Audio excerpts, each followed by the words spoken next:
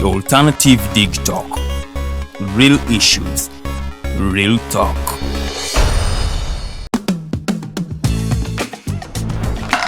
Hi, welcome to the Political Dice. Empishi ebyobufuzi. It's controversial, Purely political, well researched, accurate and global. Oyagala bya parliament oba council. Yes, State House oba ghetto. Ani ayuga ku ground. Ani gwe babuze. Okimanyi nga Dr. Kiza Mbesija alesa amaanyi. Olwofadda bafutoli abateesemu obuvaazi.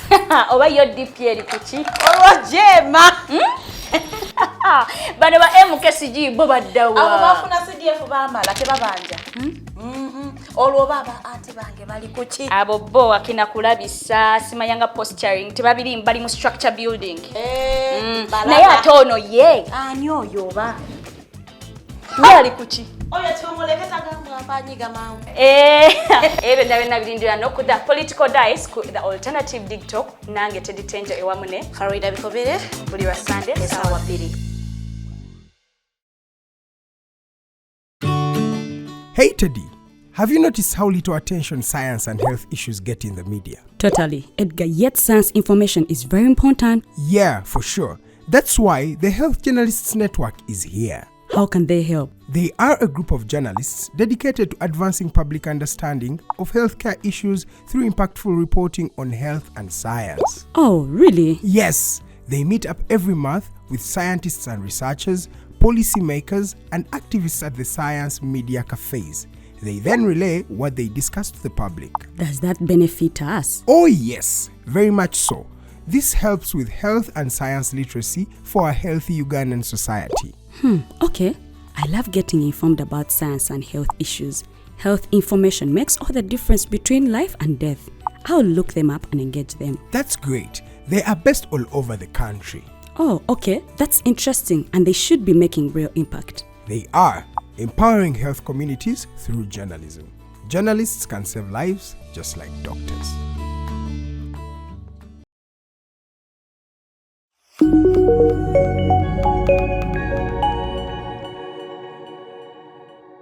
Welcome to this Tuesday Palliative Care Talk on Health Hub. My name is Esther Nakkazi. I'm a freelance science journalist. I'm also the team leader at the Health Journalists Network in Uganda. This show is brought to you by the Health Journalists Network in Uganda. And this Tuesday, we are privileged to host Mr. Donald Mwesiga, the Executive Director of the Palliative Care Association of Uganda. We are still going to talk about palliative care in Uganda. And welcome, Mark. Thank you so much, Esther, for having me again.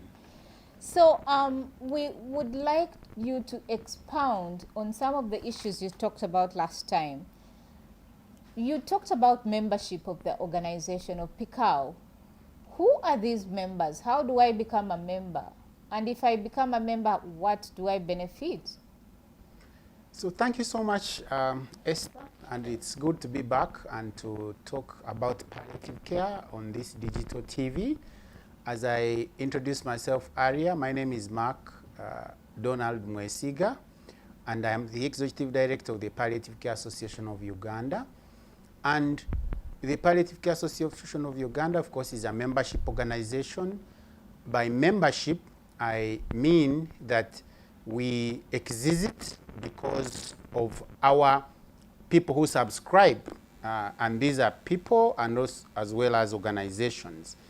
To become a member of the Association of Uganda, all that our constitution requires is a person or an individual who is interested in making sure that this care, the palliative care, is reaching out to people and to the community. And therefore, we do not discriminate. We do not really ask many questions or vet people.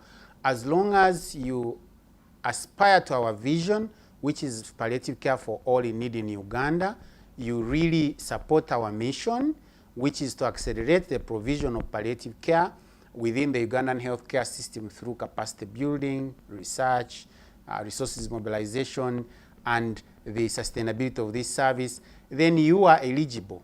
And like I said on last Tuesday, palliative care is everybody's business. It is care that is going to reach a patient and their family who have a life-limiting illness, a life-threatening condition. It is care that will start from the point of diagnosis to the point of death. It is care that will support a patient or someone to transit from this earthly life. As we all know, death will come at one point in time, so that when you are at that point in time, you retain your dignity, your comfort, your pain is controlled, and you are not in suffering and agony. So our membership is open to that extent. That is for individuals. Now you'll find that the majority of our members are health workers, because these are the providers. You'll find that some few are caregivers, because they have moved the journey. For example, right now, for people watching us, when you talk about care for people who have really lived an experience of cancer, somebody will identify quickly, because if they are from that family, and therefore you'll find that some of those are our members.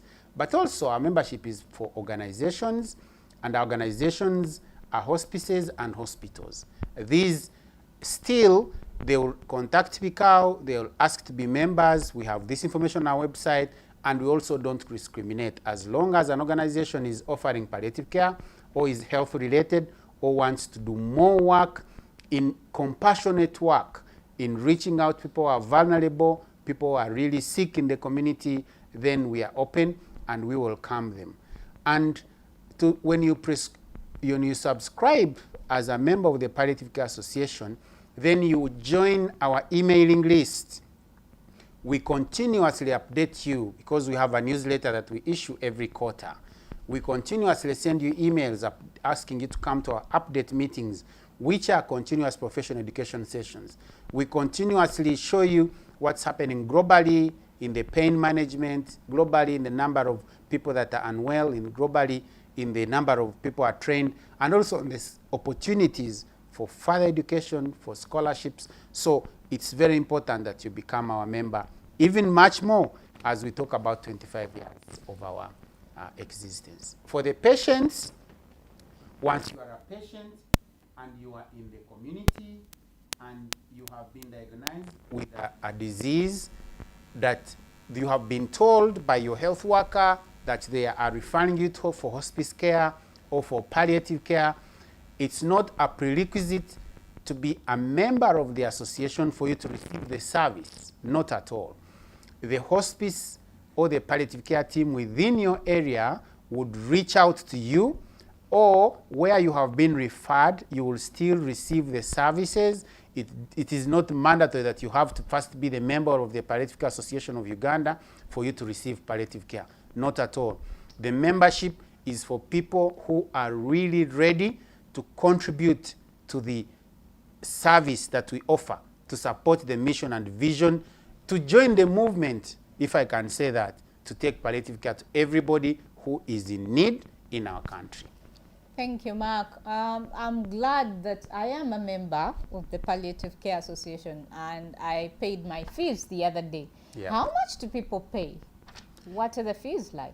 So for individuals, and we call these fees because actually it is money, but actually it is 20,000, like 20,000 Uganda shillings that you pay for the whole year. And we asked that people pay that 20,000 to become our members, because we feel it is important for people to identify with a cause.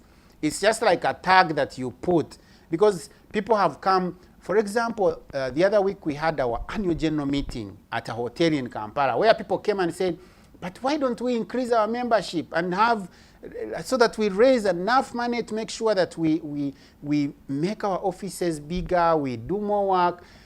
Our need, the biggest need that we have, is to have more people join, so that at whatever level you are on, if you are in the community, if you are a leader, we give you information, you disseminate this information to your neighbors, to your community. Our niche is to make sure that the information about the services reaches to everybody, not to raise so much.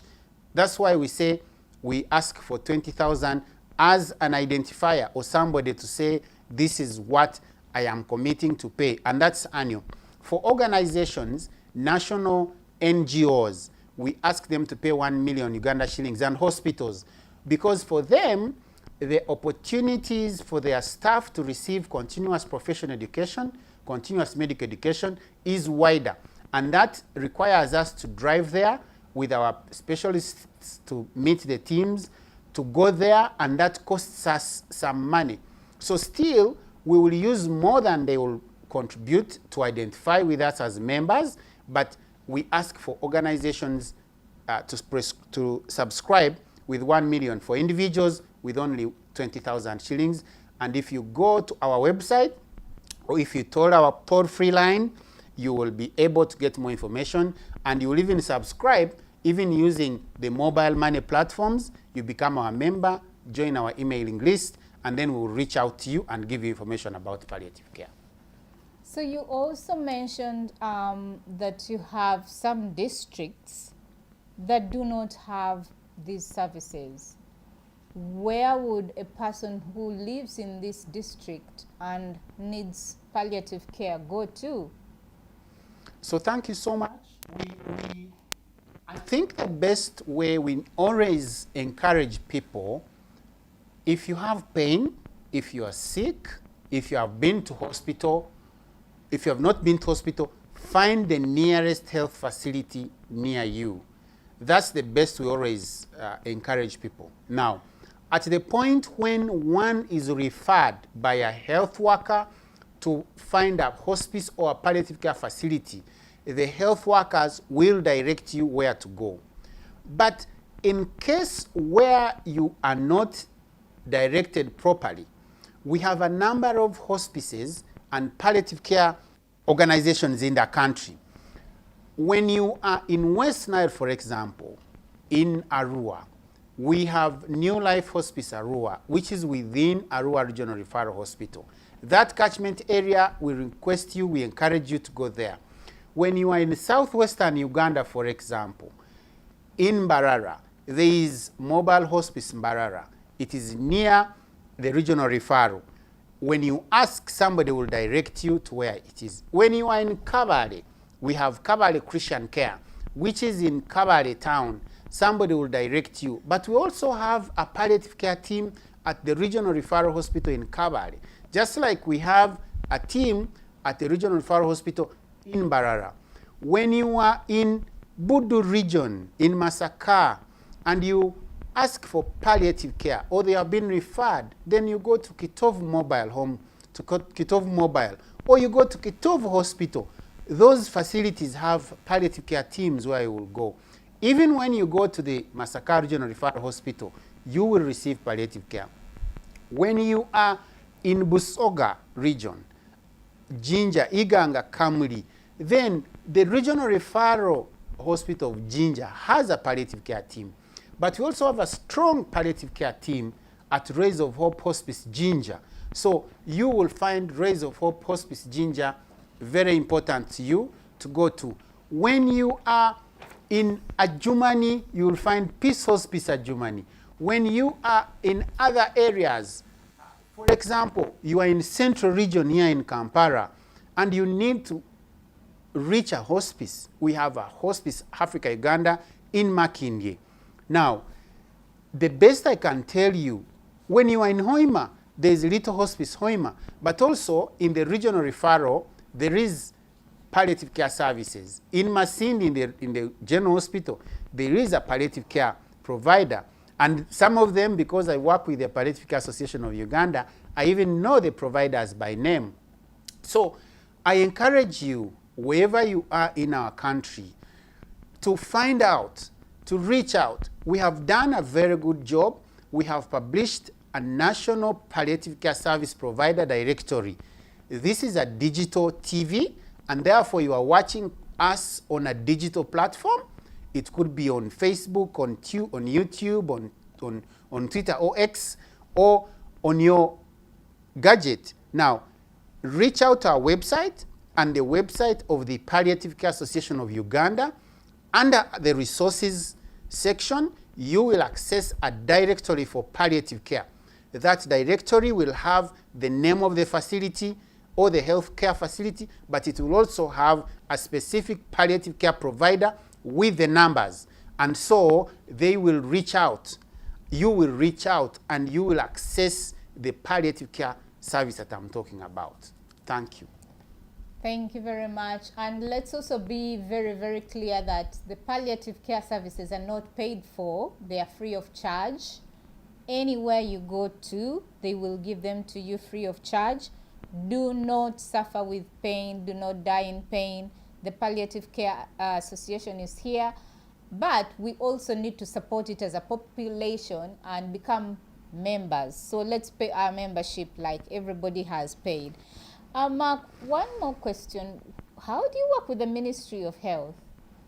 Thank you so much. Now, I can also rebound on the fact that the majority of hospices and the palliative care teams within hospitals will not ask for money. They will not charge people who are, especially those at end of life who are in homes and the hospice team is coming to see the patient and the family.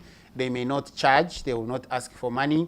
But we know that some hospices have started asking for a contribution from patients. So where it is legal, where it is properly explained, when you visit a hospice or a palliative care unit, it will be clearer for you and they will explain to you and it will be a contribution that you make. The Palliative Care Association of Uganda works very well with the Ministry of Health. For those of you who have been in touch with us, who have been part of our journey since 1999 up to now, you know that we have been advocating very strongly that the Ministry of Health should establish an office for palliative care. We are very glad that right now the ministry has a division of palliative care. There is an assistant commissioner in palliative care, and we are working very, very closely together with the Ministry of Health for every intervention that we implement as an association. Yes, we advocate as a civil society organization and call upon the ministry. For example, we have been very strong on asking government of Uganda to establish home care services within their public institutions.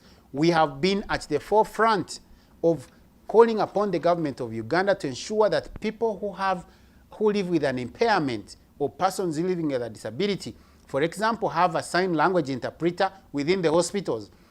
We have been very bold and strongly saying the government should put a budget, the government should put medicines. But on the other hand, we are okay. We work very well with government and we work within the structures of government. That's why you'll find that the majority of cases, we will go to the Ministry of Health, we will strategize with them. The Ministry of Health considers us as implementing partners, not only at the Ministry of Health in Wandegea, in Kampala, but also in the regions. We work very closely with regional referral hospitals. That's why I'm able to tell you that in whatever region you are, when you go to the regional referral hospitals, they will direct you where you should access a palliative care service. We work with the hospital directors in those regional referral hospitals as a national palliative care association. We work with the general hospitals. We work with health center 4s, and we have some health center 3s which also have a palliative care component that we work with. So we work very well and closely with the government structures, and we are always grateful whenever we have feedback on our work and whenever we have advocates, strong civil society advocates like ourselves, to take these issues to the Ministry of Health. Then we go to the technical working groups of the ministry and speak to them.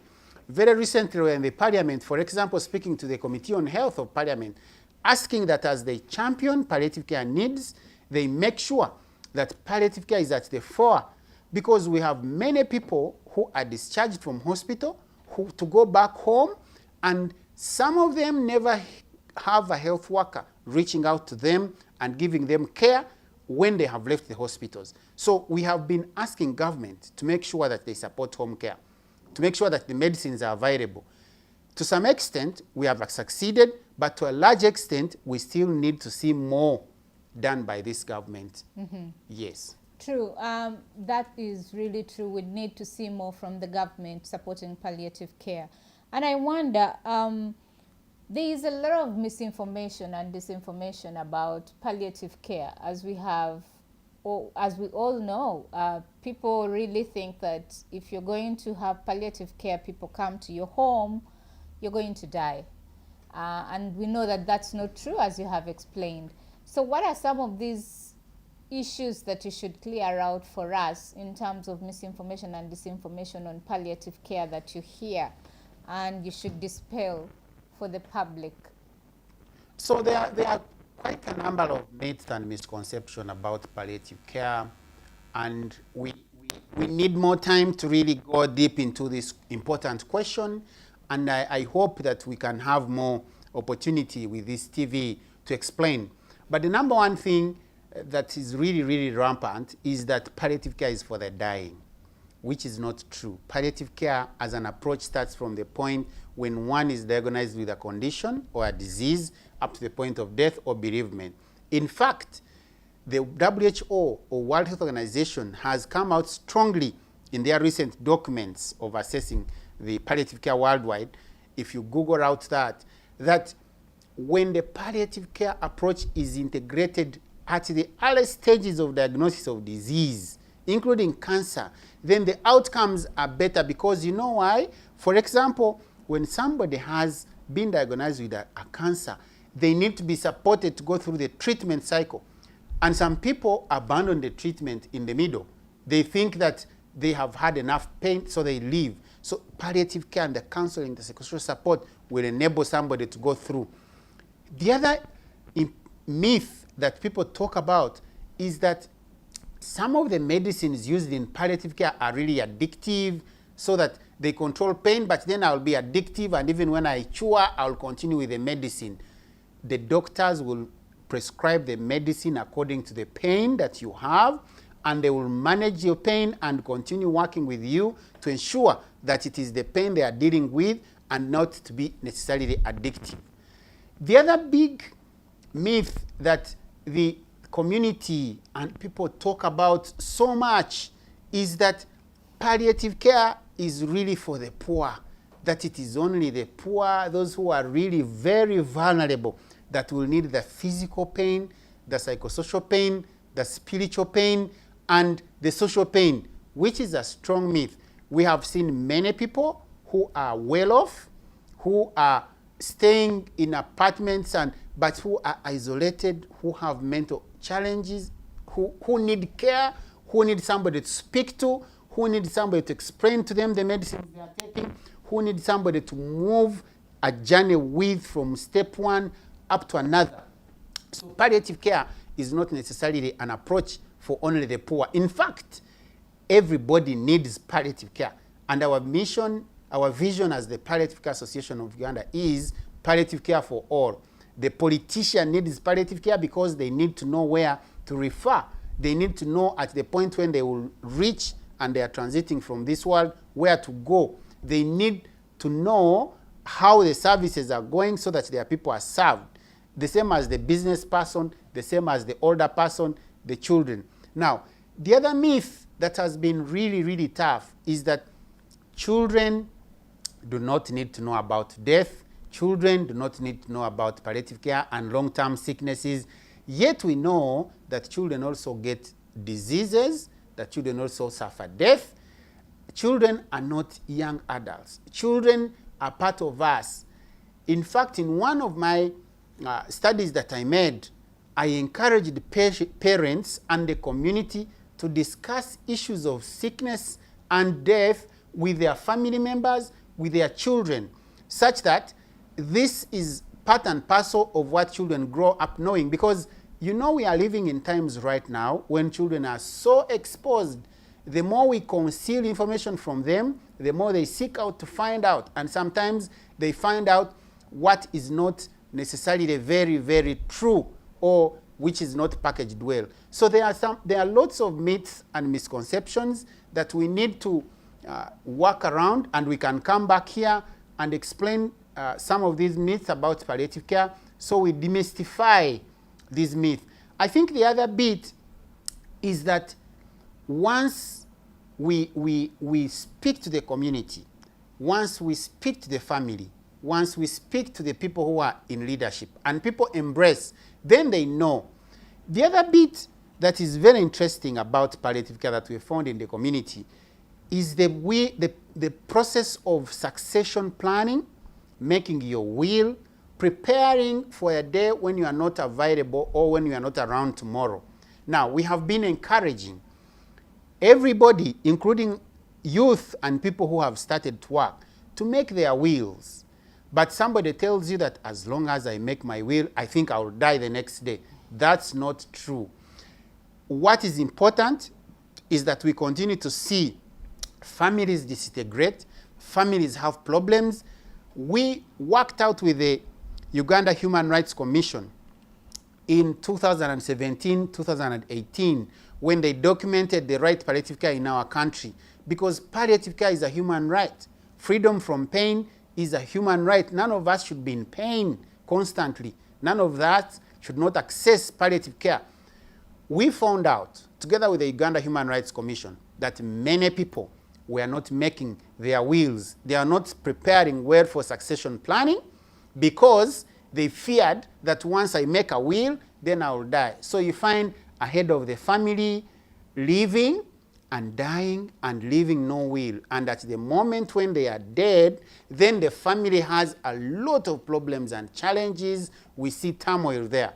So we need to be mindful. We need to work with the palliative care teams. We need to demystify some of the myths, because I can tell you, Esther, death has been part of us and our cultures as Africans, as Ugandans, in different communities. We have a way of making sure that the transition from life to death is handled well. And sometimes when we hide our heads in the sand and pretend that these things are not around is when we see problems. So I appeal to the community, to the public, for example, people watching me now, to find out more about will making, to find out more about information about palliative care, so that in case somebody in your community is unwell, you know where to refer to them. And then lastly, I also appeal for the heart that we go back to where we were, to be compassionate to our neighbors, to be compassionate to people who are sick in the community. You may imagine that some families, say in cities, somebody is really sick, they don't reach out to them, and yet we all should hold one another's hand. I think the palliative care and the compassionate approach is very important in that sense. Thank you. One last question.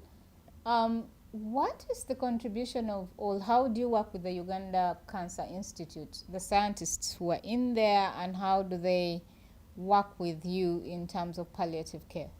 So thank you so much for another very good question. The Palliative Care Association of Uganda is in collaboration, works in fact under very good memorandum of understanding with the Uganda Cancer Institute. We are grateful to the leadership of Dr. Jackson Orem at the UCI, and we have been working with them very well. We host a conference every other year in 2 years, and this is I can say the largest conference in our region when it comes to cancer and palliative care science, and we use that conference to disseminate information of published work about palliative care and cancer, but also for program work and best practices.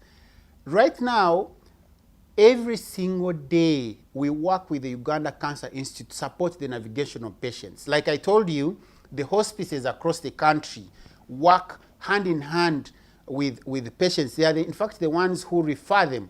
So the members of the Palliative Care Association of Uganda are supporting the navigation, because it's very challenging for somebody from down in the village to come up to Uganda Cancer Institute without support. So we are supporting, and we are also looking at other ways of how better to work with the Uganda Cancer Institute. The Uganda Cancer Institute is setting up regional cancer centers, to which we are proud government for. We are working with the Uganda Cancer Institute. We would like to make sure that wherever they set up a regional cancer center, there is a palliative care component and a palliative care service that is going to support the community outreach and the home care service. Whenever the patients come to Uganda Cancer Institute for treatment, we would like that their psychosocial needs, their social needs, their spiritual needs are met, as the doctors are working hard to meet their physical pain and social needs. We have been working with the Uganda Cancer Institute to make sure that we disseminate information about cancer across the country. and we continue to do that. Of course, we still appeal to government to fund and facilitate the UCI to do more, and that the UCI can do more, but we are grateful that we have a good working relationship, and we continue to support where we can, and the UCI also supports the association to make sure that our work reaches the community, and that the scientific research from the cancer and palliative care is published, disseminated appropriately. And that is why last week when I was here, I appealed to people, to scientists who are engaged in research work, to make sure that they look out for the Palliative Care Association of Uganda research agenda. They are able to do research in line with our agenda and access some of the grants that we have, and then they can disseminate and come to the conference that is going to even be there in 2025 in September to disseminate the studies. Once again, I thank you. To reach out to the Palliative Care Association of Uganda, please call our toll-free line 0800 399 100. That is 0800 399 100. We also have a website as the Palliative Care Association of Uganda. We are on all the social media platforms. All you need to do is to type in Palliative Care Association of Uganda and you'll access the information. I thank you so much. Thank you very much, Mark, and thank you very much for this insightful information. The Health Journalists Network in Uganda is very, very, very glad to have you talk to us and to talk to the viewers about palliative care, because we care about people. We are journalists who love spreading information that is truthful, that will help our communities seek care, seek information about their health issues. So it's yet another Tuesday that we have had about palliative care.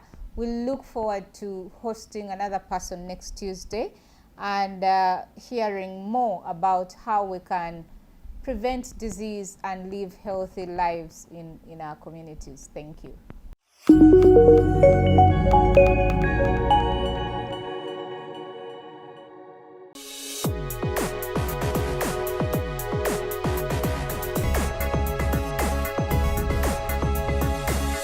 The Alternative Dig Talk. Real issues, real talk.